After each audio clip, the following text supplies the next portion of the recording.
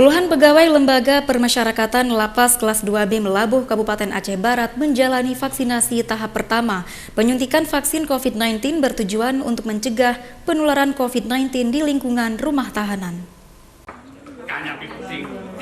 Satu persatu pegawai lembaga pemasyarakatan Lapas kelas 2B Melabuh, Kabupaten Aceh Barat menjalani penyuntikan vaksinasi COVID-19 tahap pertama.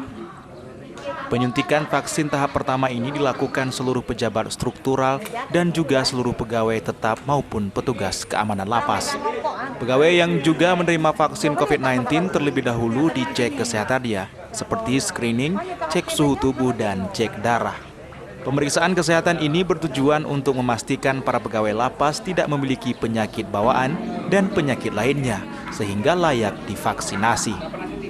Kepala Lapas kelas 2B Melabuh, Said Syahrul mengatakan jumlah keseluruhan pegawai Lapas kelas 2B Melabuh yang divaksin sebanyak 60 orang.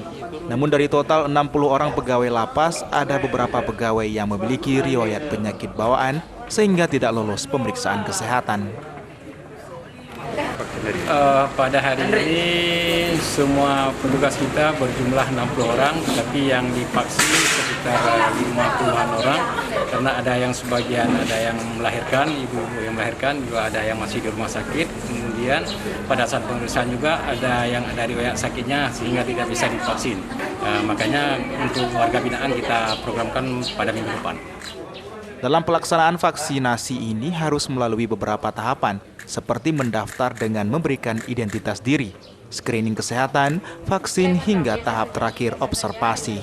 Sementara untuk para warga binaan, dijadwalkan akan divaksinasi COVID-19 tahap pertama pada pekan depan. Vaksinasi kepada para pegawai lapas ini bertujuan untuk mencegah penyebaran virus corona di lingkungan lapas kelas 2B Melabuh. Dari Kabupaten Aceh Barat, Hafsah Ainus melaporkan.